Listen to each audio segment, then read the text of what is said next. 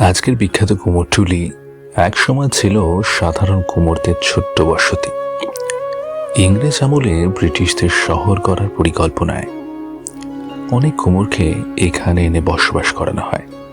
তখন ব্রিটিশদের মুখে শোনা যেত, Calcutta is the city of palaces. আর বাংলার আবেগ যেন বাঁচত সেই বাংলার মাটি বাংলার জল। সেই সময় থেকেই এই অঞ্চল ধীরে ধীরে শিল্পীদের এক বিশেষ পাড়ায় পরিণত হয়।